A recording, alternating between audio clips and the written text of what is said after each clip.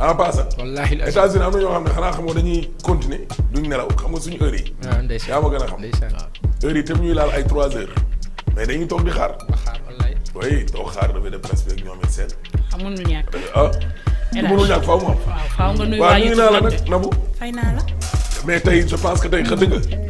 bizarrement dama mar naan bëggaate naan ñu ne liiwul mais tey je vais pas me plaindre. non je vais pas me plaindre tey moom wax dëgg yàlla. ni ça va quoi. gisoo leen ni ça va. tey kay wax dëgg yàlla juuma jooy de. associé. mais bon courage. mais moom mën na moom sax fajar boobu xëdd raw ko. day karma. yow mën nga sax suba teel nga karmat. damay sëgg ci bagage yi ba fàtte heure bi. ah mais non defal ndànk nag yéen bagage yow koy tegal fii nii ba xëdd ba pare. soog cee jublu. waaw. damay fàtte rek. mais suba duma dal laal mburu wala tàngalaat ceeb. tàndarma rek. wala tàndarma. ak tey. am na ñoo xam ne nag moom sa waay gis nga moom xëdd. am na ku doon wax de nee na da doon toppandoo maamu Ahmed daal di laal ñetti tàndarma. nee na avant midi dafa xam de dafa bàyyi de. waaja nee nañu ba mu demee ba dara desul dul dogu rek. benn néew ñu doole ñoo taxaw. sama maam gañax ko ko ñetti fan. yooyu aussi nag.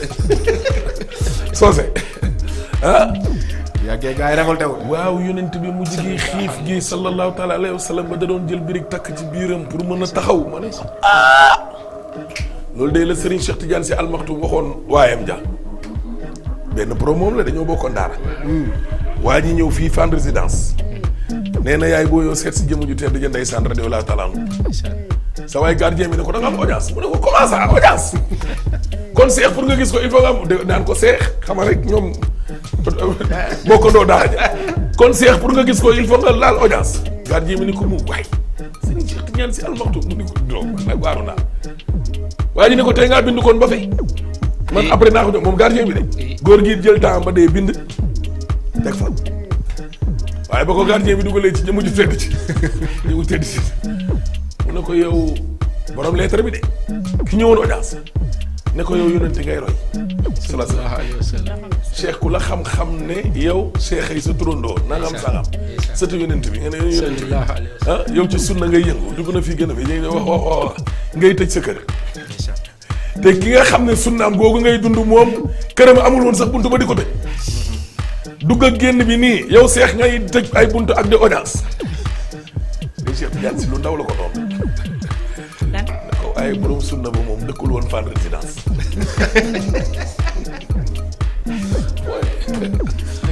booy ah Muhammad sallallahu alayhi wasallam këram amul woon ay écran plat daawuñ dugg di sàcc wala dëgg la wala dëgg ah waaye mais attends ay maamu Ahmed ñetti tàndarma la doon laal Ahmed mënul laal ñaari tàndarma ak ñett de lu leer laa la wax parce que maam ji dëkkul woon géej waay wala ah waaye yow ma dem wala bismillah Vox Pop Vox Pop li ñëwal ñun ci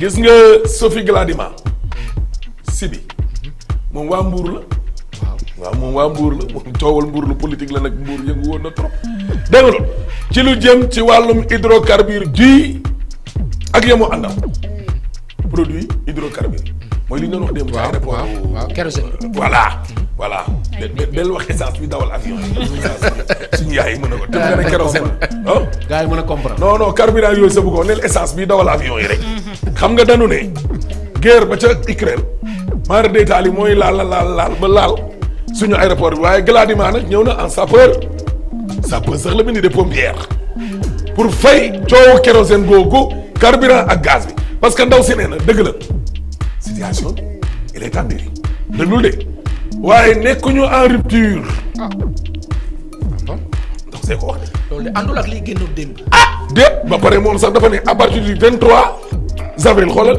il ne devrait plus avoir de problème kon kay xanaa problème dafay am déggoo ma de il ne devrait plus avoir de problème. donc y a problème alors. ah c'est du français de. voilà. problème am na moo tax ñuy ut saafara. en tout cas daal moom daal ba pare nee na société africaine de raffinage SAR dana commencer di reprendre ay activités am dès le 30 avril prochain. ma laaj la waaw. lu tax laataa lii di am ba ñuy agsi fii. waaw ñoom juguñ ci. loolu lan nga xam ci médecin après la mort. gars yi balaa ñu laa indil docteur. ngay waaj a fay. non dee nga. ma foog ne ñu bàyyi ba ngay suuf rek. déedéet boo dee la ñuy indi maanaam docteur bi leen rek moo fay nekk taxawaayam autopsie mënut fa docteur lan la mën a di ci tey. constaté la mort quoi. point wala autopsie ñaar yi rek. constaté ne dee na wala sawaay waa ji daal li ko rey nii daal yomb na trop daal il faut ñu xotti ko xool. waaw dégg nga loolu. coalition gox yu bees yi ñoom nag ñu ngi liggéey nee nañ pour boole opposition bi yëpp ñu booloo nekk benn mais heureusement ba ñu tànnee ñenn ci opposition bi. ñoom nee nañu waa Wallu la ñuy waxal waa CRD moo ñoo Abdoul Mbaye ak waa Yewwi Askan Wi. dégg nga loolu kii di président Macky Sall li ñu doon wax démb ci hôpitaux yi nga xam ne dañoo feebar Aristide la daan teg xoolal génnee nañu communiqué wax ne travaux yi gën a ngand 20 mois lay duré gis nga ko de 600 lii construction jéeg gën a fi patati patala waaye ñoom fan la ñu nekkoon boobee ba léegi.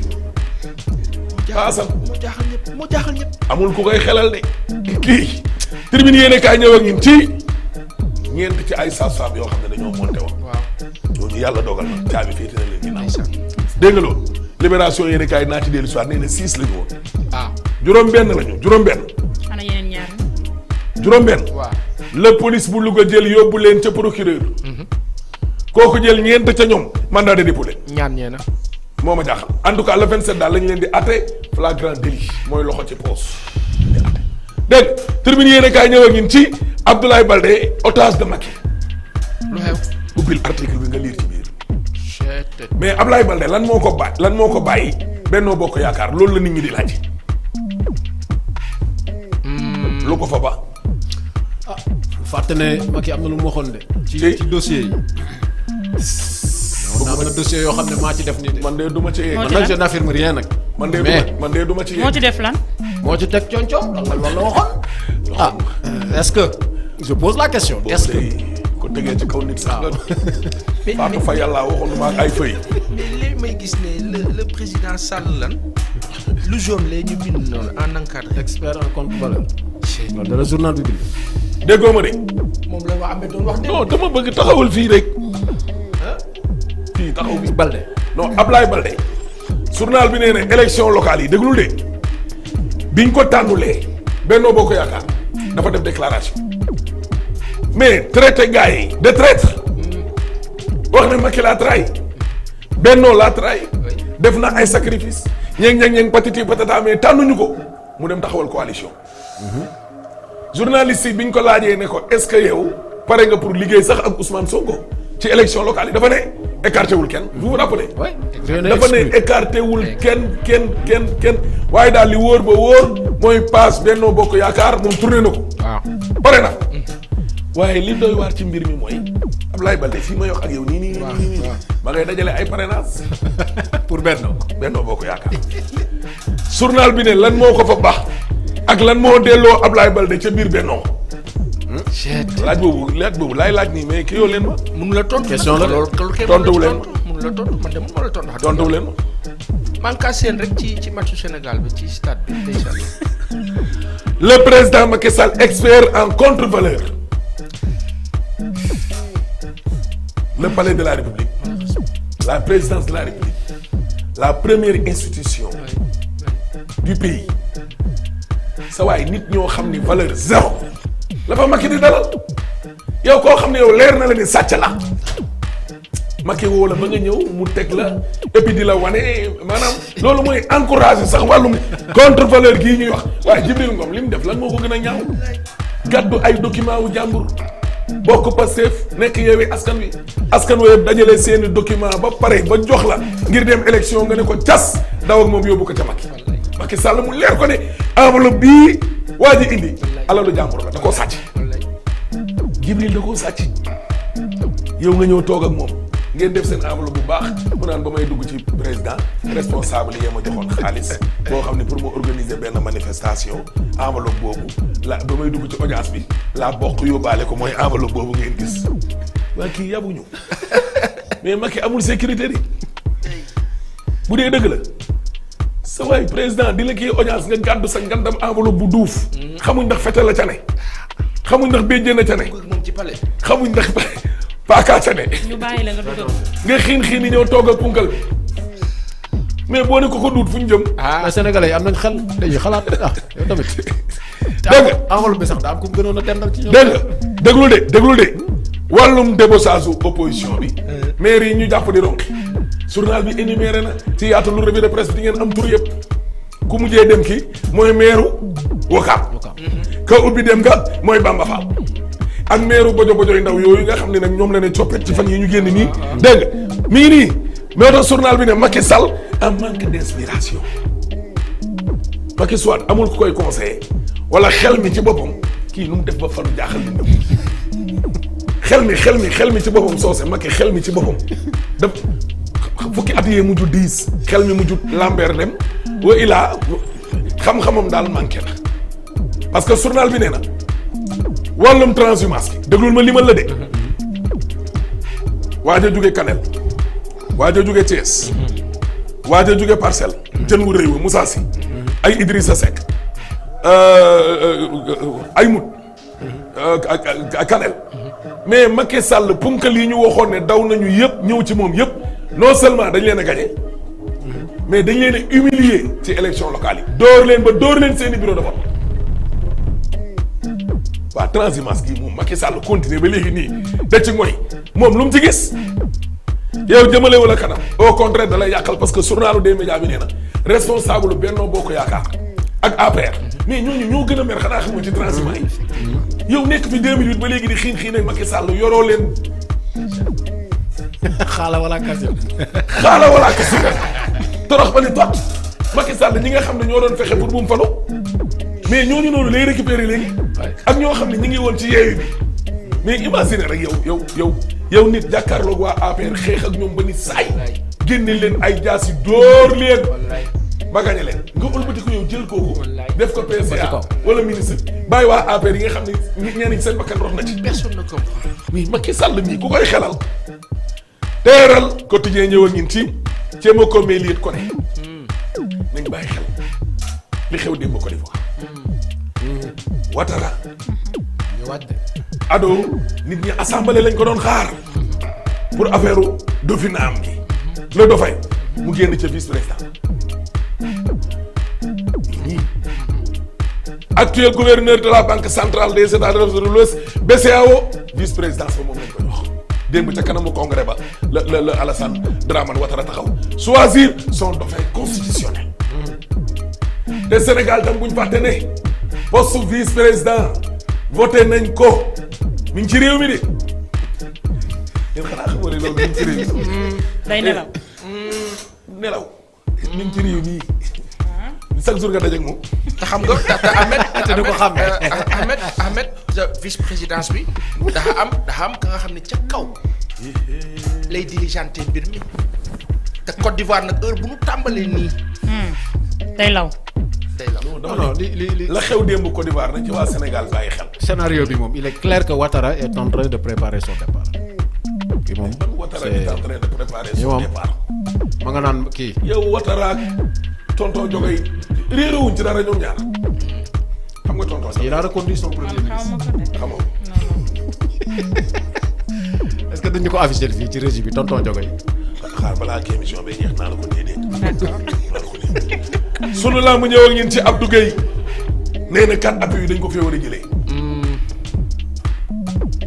4 appuis lu tax ñu ko fi jëlee nag moo ma jaaxal 4 appuis yi nee na dañ ko fee war a jëlee ci làmb ji gis nga ñaari appuis yi rek.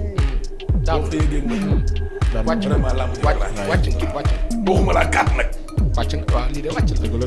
lu ne répp samp say ñaari loxo samp say ñaari tànk mais koo koy biir bi tëdd rek a des. kuy raam ci làmb ji kay daanu waxuma la daanu mi kooku yi da ngaa ëlbatiku Sud Quotidien ñëw ak ñun ci gis nga ànd gësam seen cadence ba fa lañ ne ba tey. paasal ñu ngi jàmbat ay saasam di jàmbat tamit hôpitaux yi feebar. mais même ñiy liggéeyee ci hôpitaux yi danoo feebar seen dara matu. ñetti fanu yàlla yoo xam ne hôpitaux yi ak établissement de santé yëpp grève mi ngi nii 5e plan d'action la gars yi yëkkati grève générale le 20 tey ba le 22 parce que ñoom ñi nekk ci wàllum santé. yàpp nañ ne gis nga nguur gi paase. dañ leen di kokkali. yàpp nañ leen maanaam dañ leen di xam nga wiiri jaari daal. garab goo fekk mu taxaw ñaar di ko wër doo xam ku njëkk a départ. waaw wala waaw na wër. doo xam ko jiitu kaay ni ma lay wër. doo xam ko jiitu soo sañoo topp sama ginnaaw doo xam mu ko jiitu. wéeri googu la leen nguur gi def dilatoire. Sénégal a ngi nii éliminatoire yaa ngoog CAN 2023 tirage ñun xeeb ñun dépassé nañ ay affaire u CAN. waaw xam nañ lépp ñu voilà. doomu àll bay dina laati sàcc gi maa jàmm dugg moom lii lan la. ba pare li ci gën a doy waar mooy affaire dafa ànd ak agression te nee nañ moom mii moo ko commandité doomu àll bay deer bii. source aané atte bi nag gis nga boo sàgganee danañ leen tëj seen jiiru dul perpète moo leen di yor xanaa dafa mu ci dee. doy na waar record yi yéen a kaay ñëw ak ñun ci Sadio Mané nag boo bëggee dégg toll na benn instant boo xam ne yëg ni fa la toll. wallaay macha allah. takk leen rajo. kii. yàlla ko yàlla mal cat. man de bu jugee wu Liverpool moom moom jàmm.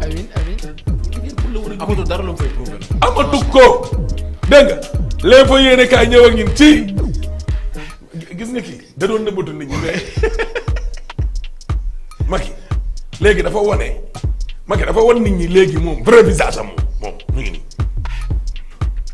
mi ngi ci mobilisation wala remobilisation Macky Sall ma ngay jubóole Macky Sall ma ngay ron meeru nit ña maanaam boo bëggee dégg-dëgg daal gis nga élection député yi amul lu mu ko jaral waaye seul le peuple est souverain barki yonent bi gàddul say chèque ak say enveloppe waaye moom sax dadul maye dégg lii quotidien ñëw ak ñun ci kérosène baa ngi nii ba léegi nii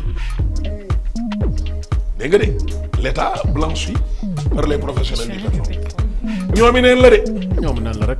guerre Ukraine ba daal lañ indi wéeruñu ko bu diñ tol nii kay lu xew lu ne voilà libération yéene kaay ñëw ak ñun ci président conseil d'administration bu COSEC nekk tam patron Sénat SA plainte dal ci kaw sàcc goo xam ni dañ koy laam-laamee présumé la ñu wax de 4 milliards 182 millions la sabab lu ni mel mooy plainte bu ñu déposé ci kaw Ibrahima Diop nii mi ngi nii gis nga dégg nga Ibrahima Diop moo porté plainte moom Ibrahima Diop mii mooy DG wu Taïga Denrée Sénégal porté plainte kii di Mamadou Gueye mii PCA wu COSEC pour abus de confiance. mi ngi nii déet kii kay li ñu ko toppee. foo yi saa ñu def koppar yee gën a bëri sax. abus de confiance. Faux en écriture publique authentique, faux commis dans des documents administratifs et usage des faux. parce que amoo loo tëb abus de confiance wax ko ak faux en écriture bi wax ko. c'est bon dégg nga Sénat SA gii mi ngi nii droit yi ñu waroon a fayee douane la détourné te société bii mooy juróomeelu yoon gën a gàtt douane di ko jëm baaraamu tuuma waaye moo taxit moom Guèye Ndioro bi ko waa dig dégloo ba pare weer dina ko de mais enquêteurs yi nag nee nañ ko fii man gis nga yow liñ lay waxal yow. doo ko fi waxee. non mi ngi nii mais non gis nga ñeenti sages-femmes yaa ngi nii ma la doon libération juróom-benn leen jangatee yóbbu leen fii. kenn yéenewu leen ko. waaw kenn yéenewu leen ko. waaw waaye dinañ gën a góorgóorlu. nañ gën a góorgóorlu évidence seen kaay ñëw ak ñun ci bàjjo baa ngi biir rek bañ na du wasin nga nag xanaa nag sax dégg naa at lay ëmb xaw ma 12 mois xale bu jigéen bu ndaw raw nag ajee raw nag biir bu dul mi ngi nii la grossesse et l'enfant qui ne naîtra jamais kii bu juree keneen la ko séqal waaye du ki mu ko jiin ñaata weer paasa dimbali nit ñi bu naat ñii di tuumaal Ousmane Sonko kii di tuumaal Ousmane Sonko di aji ak ay complice am maanaam dañoo toogul ci dara li booy naan bëri yow toogoo ci dara jàppoo ci dara booy bi da lay kayit loo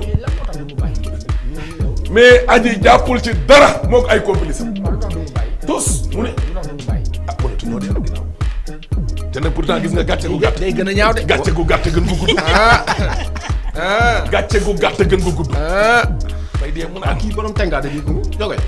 non ay Macky ko dugaloon ci biir tool yi mu loof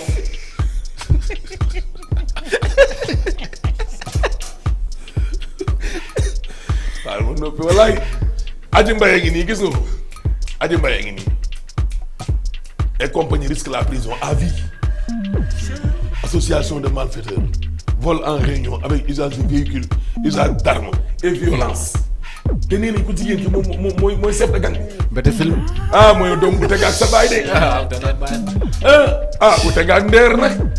yow aji ndeer nag bu teg ak ndeer bu góor. waaw. dégg nga les écoles yéene kaay ñëw ak ñun ci juróom-benn sage-femme en prison gis nga ko nii. yii xam nga yow mi ma doon laaj sànq ñaar yi. waaw nag ma ne la 6 lañu. waaye ñeenti ñee dugg kaso. laaj ma ñaar ñi lu leen rawale. dañoo ëmb.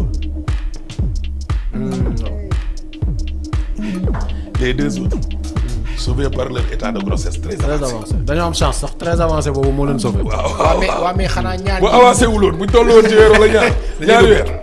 mais ñaan ñi ginnaaw dañu seen cas dafa avancé est-ce que ñu ngi woon ca hôpital ba loolay am. juróom-benn lañ wax. mais ëmb danaa tere liggéey di liggéey nañ de li tax ñu jël leen ñoom juróom-benn yëpp. kon sàggan na. kan la. ma ne nga ëmb ba pare seetaan nit ku ëmb mu sonn noonu ba dem kon sàggan na. vraiment. doy na waar. Baasa jur gaa ngi nii plan Sénégal émergent production au Sénégal en chiffres et en lettres 1,7 million de tonnes de riz moom la ñuy xaar ci 2022. mooy li ngeen doon wax sax. ñii ca 2015 ba léegi ñu ngi naan xoolal ñamu mbaam bay dundee dara attendu lañu wax. en plus 2022 gis nga ko 1263 millions. et nen. waaye mais ñi dañ fi ne di compter ay nen. waaw yow. di compter ay nen. beta détaillant.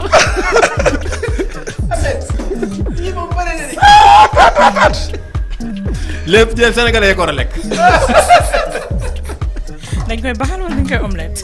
non ku ko baxal xam dañ ma dimbali de bilaay omelette koo tane baxal ak fi réew mi toll doxal réew mi kay li ñuy dund nag boo ci bëggee boole nen niñ baxal woo day daaneel nguur xayaat ko dégg séeréer nen baxal tàngoor wi wararar la ilaha illallah non dama foofu dama fa waroon a commenté mais yàq sama ko dem naa ay du ma ko def mi ngi nii ñaata nga ne 1000 lan 1200 lan. junni ak ñaari téeméer ak juróom-benn fukk ak ñetti ci ay millions nga nen. ay nen kese la omelette wala baxal. dañu ko mayonnaise ku ne di jàpp. dañu ko mayonnaise rek. ba pare seen chiffres yi bu dee moom lii dëgg la mais nit ñi waratuñoo xiif 1263. millions ci ay nen man li may laaj. en fait naka la ñu def. lëf de calculer mu am un montant exact. ba egg sax ba ci 63. naka lañ def ba calculer loolu en fait. bu fekkoon estimation la ñu mën a wax. mais ñoom ils ont donné dañu joxe chiffre exact. naka lañ ko calculer ba am résultat. loolooy laaj bi nag. te nen yooyu ñëwagul. waaw nen yooyu ñëwagul. attends bii ngeen di wax. nen yaa juddoo mooy la ñuy xaar. non ceeb bi la ñuy xaar nen yi kay.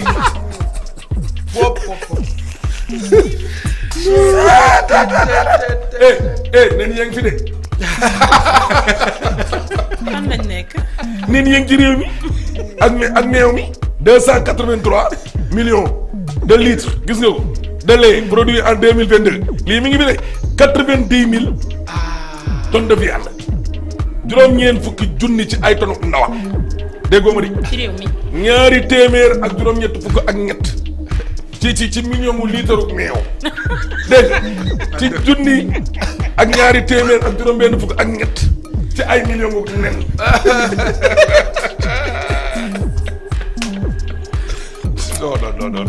non lii gëw ma ne ay ganaar doo nga ko nekk lii ay oa nen nañ kanaara nen ay dend ak yooyu.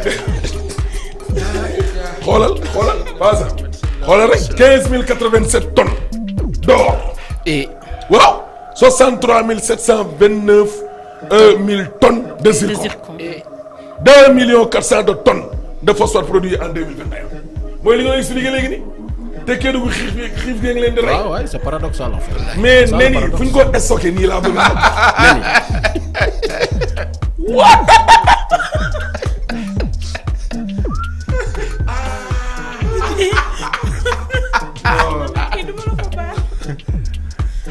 non nen yi fi mu ne nii laa bëgg a xam man nii non man fi ñu ko stocké fii may wax ak yéen nii ci 8h02 bi nii. loolu koo xam fi de. ñu ko stocké jaaxaluma de man luñ koy def ñëwagul. où se trouvent les œufs. fuñ ne loolu laa bëgg a xam. c'est pas vrai. le vrai journal léegi moom c'est pas vrai mais bii nag moom le vrai journal. nee na nguur gi ak opposition bi moom ña ngi ca raaj te raaj ba jotoo. dégg nga Guy Marius Sagna. candidat la Yewwi Askan Wi. à la candidature. Yewwi ca Ziguinchor assemblée nationale. est-ce que am na fa place le quotidien yéen kaay ne ko waaw. Guy Marius Sagna lan lay xeexal moom suba ak ngoon guddeeg bëccëg. Amadou Ba est-il encore un cheval gagnant. bu doon cheval gagnant course bi passé mu gagné. seen écurie doon daw. seen écurie moo doon daw ñu jël Ablaye Diouf Sarr def ko soxe moom moo mën a Diouf Sarr yéegoon sax moo ne woon fas wi di Diouf Sarr a ko waroon dañ leen gagné. moom la ma ki jiite loon. waaw. ku jiite woon Dakar coordination bi. moom la. national sax. c'était lui le coordonnateur. nga naan ma lan. waaye yow Le Soleil yéene kaay ñëw ak ñun ci kérosène bi nguur gi de nee nañ dalal na xel yi Le Quotidien ñëw ak ñun ci coowal asu soxna hausse de température wala wér-gu-yaram fi mu ne nii foo sànni mbatt mu tag ñeenti saaf-saaf yaa nga kaso santé bi moom ñetti fanu yàlla mi ngi nii à l'arrêt dara du dem dara du dikk la Sénégal ñëw xoolal plan Sénégal émergent baa ngi nii dégg nga Abdou Karim Fofana li mu wax xool ko rek lors de la revue annuelle des projets phares du PSC mooy li ma doon lire sànq dégg nga nee na le PSC tient ses promesses mooy nen yi ñu jógal na fexe ba nen yi bu mu daanoo daanoo rek Macky Sall dàq la critique yéen kay ñëw ak ñun ci xam nga njuuj njaaj politique weesu li ci doon waxtaan yi dégg ci du Bamba. waasan ñu nii yow ñu takkal la écharpe oui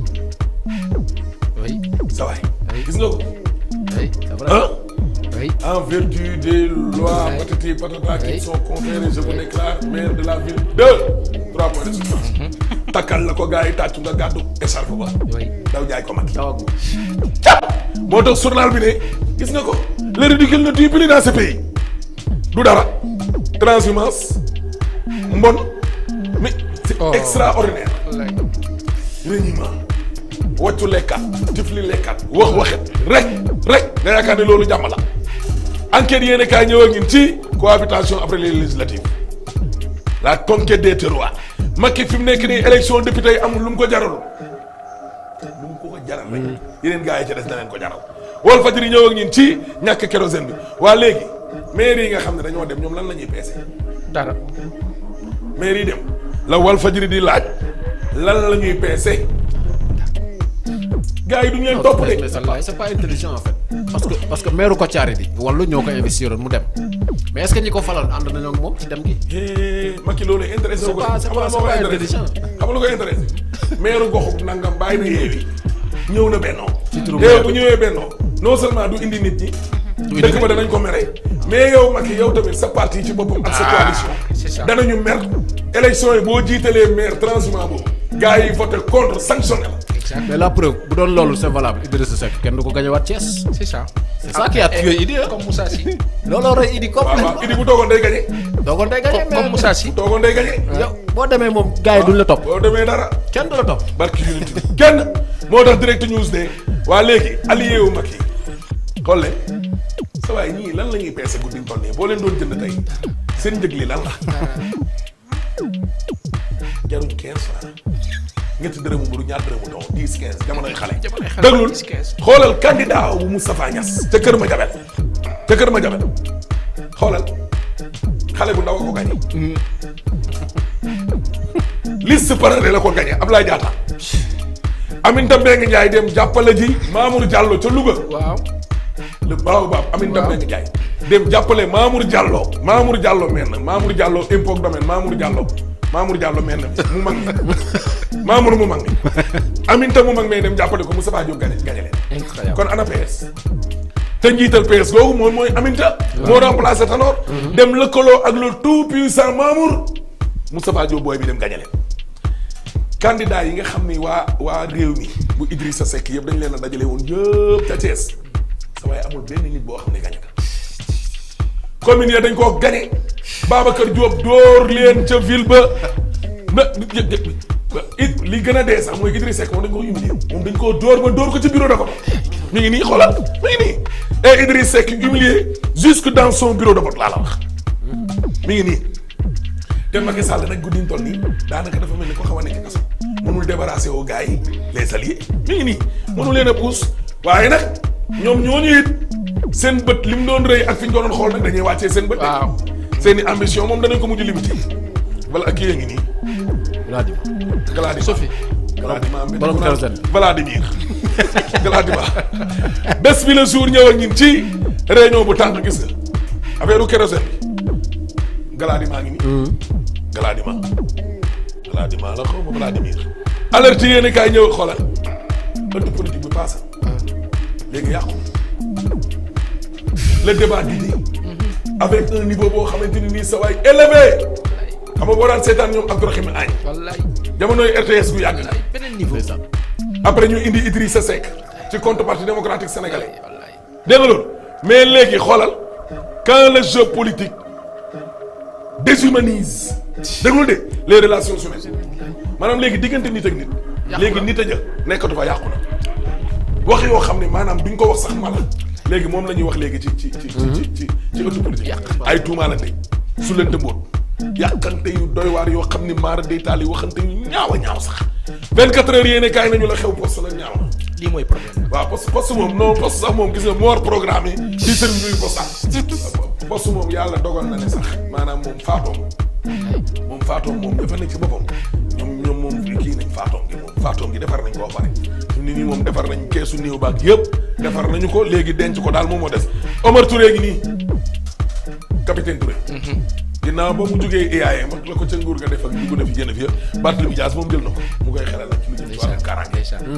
waaw xàcc waay wërsëg waay il faut savoir partir à temps waaye malheureusement nit ki doon xamul démission déggoo li sociologue bi wax nee na fii boo démissionné ay mbokkam dañ naan ndeysaan sa waaye est-ce que nekk sa atteindre wallaay ndeysaan wala est-ce que waa ñu dof wallaay daa dof mbaa laaluñu ko waaw kay merci na bu koor le terme ci yoru koor wala ci fajaru koor tu as 2 points pour le prochain débat merci beaucoup dégg loolu passé boobu lañ lay ñamal wallaay est-ce que laaluñu waaw ko waa ji sa waay est-ce que lii mu nekkee itam gars yi sa waay di liggéey yor teraanga di ko fa bàyyi waaw di ko fa bàyyi te ak ñoo bàyyi ko waaw di ko fa bàyyi di ko fa bàyyi te fàtte ne gars yi yàlla ji ci boppam nga ceebu keccax woo xam ne moo dàq moom suuf suñu ceebu ndawal yii bu koor waa Paasan acca léegi ba kañ suba faale incha allah Abdou Ndaanaan ak Ngala wallaay wallaay ndeysaan dafa jeex ak Ndengleer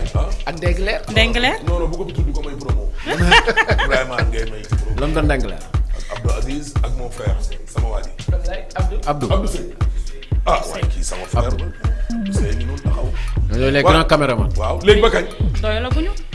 neni mais drapeau yi ci commentaire bi diaspora bi waaw ku nekk pays ba nga ne yaa ngay dugal drapeau bi affaire yaa ngi toj non waa YouTube moom mention États-Unis spéciale Espagne France mention Italie spéciale. fépp faaw nga nuyu leen di Ahmed faaw nuyu nga naa nuyu leen leen bu wax yàgg ak waa ñoom. diaspora bi nuyu naa leen bu yàgg nuyu naa leen bu yàgg sant leen gërëm leen waaw ci soutien bi mais il faut leur dire wax leen ñu envoyer la publicité waaw la publicité xaalis léegi xaaral ma jàpp xaalis mais neni waxuma kan mooy père Jo. may ñu jàpp non neni laa la père bëgg neni laa la bëgg a wax fan lañ ko jóor Elage. mais ay millions wu nen moom buñ ko war a denc ci mim réew Abdou Karim Fofana gars yi ñoo ñeme yàlla waa mi mais 200 nangam millions de poule la wala la non loolu moom ay ganaar rek mënuñu ko rek loolu waaye nen nañ kanaara yi passé